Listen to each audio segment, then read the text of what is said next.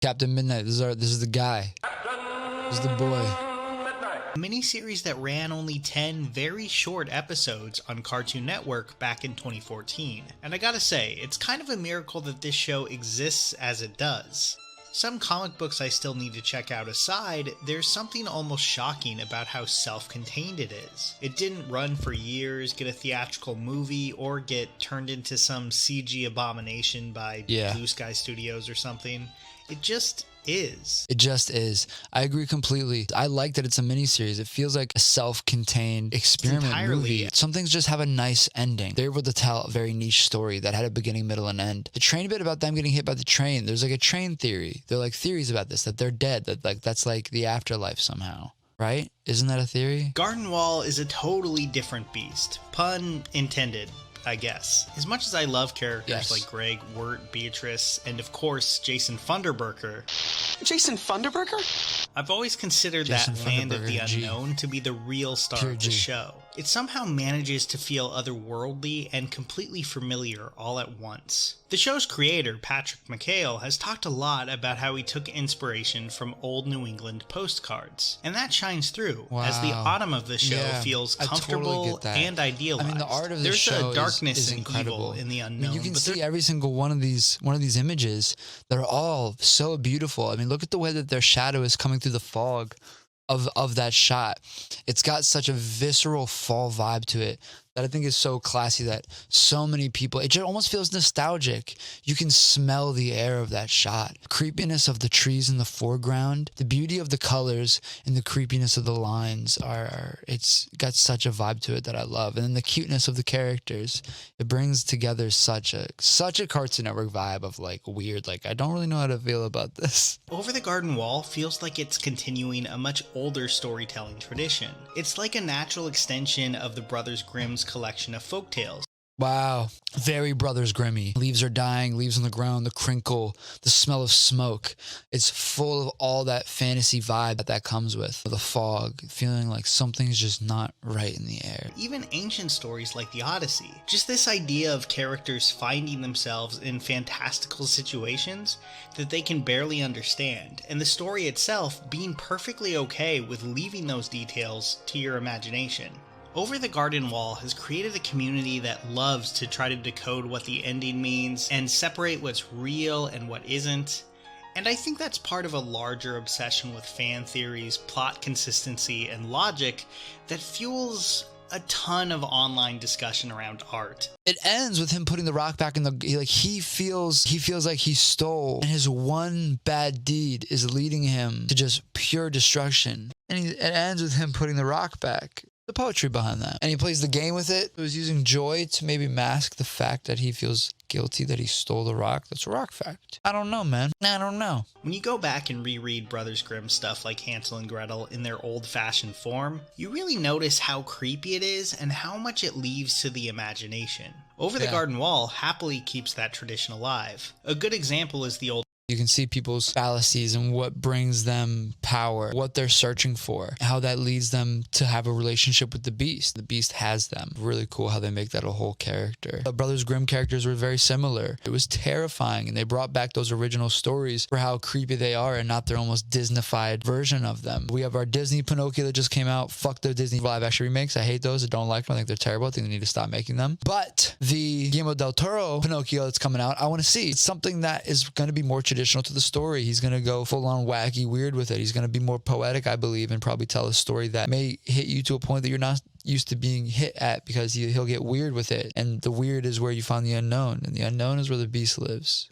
And you got to have a relationship with that Beast, because once you master the Beast, that's when you meet I don't know. Where this creepy, minimalist approach to horror really works best is in the show's main antagonist, the Beast. And man, I could just talk about the Woodsman and the Beast for this whole thing because they're so interesting and mysterious. I like how they have a relationship, like they yell at each other. Whereas the other people, they more are just like, don't fucking talk to the Beast. That's the Beast. Yeah, we know about him. Don't fucking, yep, that's the, yep.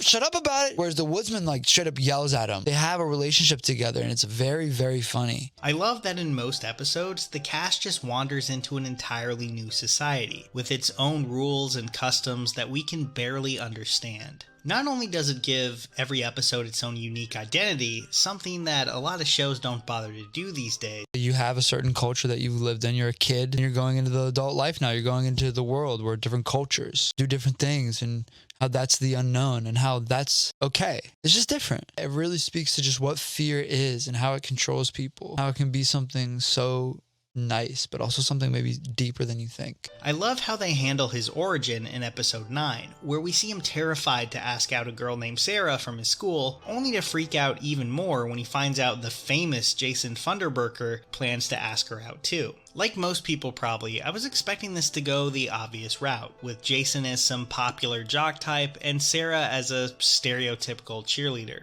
And the show actually leans into that assumption by having Wirt run to meet her at a football game. But then the show pulls the rug out from under us in a really fun way. Sarah isn't some 90s movie-style cheerleader, and Jason definitely isn't some beloved quarterback. But the biggest revelation of all is that all these people like Wirt, especially Sarah. He's only the hated nerd, and Jason is only the popular ladies' man in his own. I want to say for all of us, and I will, for all of us, there I said it, happy? But for me, and that's what's most important, is me. I'm the most important, you know, to everyone, not just to me, but to everyone I'm the most important. And that's just what it is. Being in those situations where you're telling stories about who people are and what they are. I love that everyone really likes Wirt. Everyone thinks he's cool and he's silly. They like him for who he is. And then there's probably my favorite lead character, Beatrice. When Beatrice was first introduced, I liked her, but I thought she was a pretty predictable spin. I love how she just hates Wirt. I love her and Wirt's relationship. There've been a lot of people I can think of that, like, it started off with us just being like hating each other, and that hate for each other turned into knowing each other, and you know, that's where love grows, and knowing, you know, deep down who each other are, and growing out of that, you know, loathing, and but having to be near, grow a relationship off that, usually sometimes closer than you think. You get to see that in Beatrice and Wirt. Her dismissive quips take on a sadder, more sinister light, as she's clearly trying to keep herself from getting too attached to Wirt or Greg at all, since, you know, that would only make it harder to lead them to their woolly doom. By the end of this really short season, she's undergone an impressive character arc. But even in those early episodes, her role as the cynical jerk of the group is really important. I think it adds even more to the Greg and Wirt dynamic, and it gives the show some of its best lines. I mean, it's a show with a singing frog, but that singing frog is voiced by Tom Waits. There's really just nothing else like that. So many animated shows seem intent on being as loud and over-caffeinated as possible. And while Greg definitely has some of that energy... Yeah, Chowder. It could have easily just been Chowder. But Greg is he's very subtle. He's got gentleness to him, and I really like that. The whole story is a very big gentleness to it. I think it's crucial. Like Wes Anderson, very gentle, and it makes harsh moments even harsher. Creating that nice contrast will hit both edges harder. The fact that he's so gentle as a little kid, we're here to burgle your turds. Unavailable subtitles. I Sorry, knew guys. in the first subtitles. 2 minutes of my first viewing of Over the Garden Wall that I was in love. The atmosphere, the character design, the universe in which it resides, the mystery, the calmness, the quiet and the dark. So familiar, yet so... Nice. He's going to focus on the vibe, which I'm really excited to hear him talk about. The stillness, the music, the artwork. And we've been seeing the artwork as we've been going through. You can see where that vibe comes from and how it hits it so nicely. The soundscape matches. Please, if you have not seen it, please, please, please go watch this now. I love how he's so silly. He's such a silly guy. Like, he'll just wear that funky-ass jacket and hat. The relationship with the woodsman and the beast evolves and reveals the sad, cold truth of the woodsman's damnation. Damnation. Back to that Christian ideology that we were talking about earlier, using those specific words, that lore, the Christian lore, the story that they've come up with to describe these ideas. Damnation, his damnation. I like the Christian lore. It's lore for sure. You know, it's mythos to try to describe ancient ideas. In the same way that like other gods describe, you know, Jupiter as like anger and the way they connected those poetically. I think the Christian lore does a pretty good job at trying to understand things mathematically. Hebrew is very mathematical. I like to stick with that. It's almost the closest thing to like ancient mythos to describe ideas that uses scientific structures. It's interesting. Kind of weird. A lot, but I think it contains a lot of truth. So the way that he uses that language and that lexicon, damnation, for the relationship of the beast and the woodsman. Everything about the show was done very well. The development of Wirt, the consistency of Greg, the demise and redemption of Beatrice, the beast, the woodsman, every vignette of every person the ambiance, the art style, and of course, the music.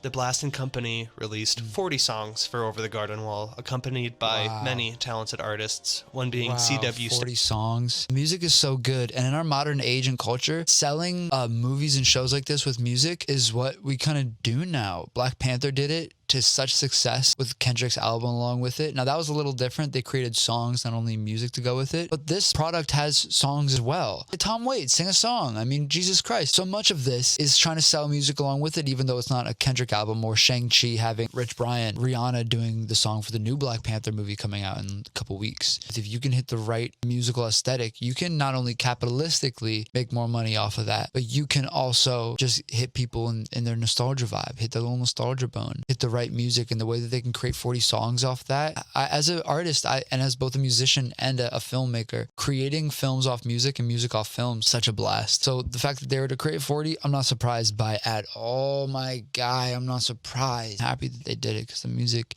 is such a good vibe. I might listen to it later. What else do you make videos on? Ooh, you did a video on the rehearsal. Did we watch it? We watched it. Subscribe.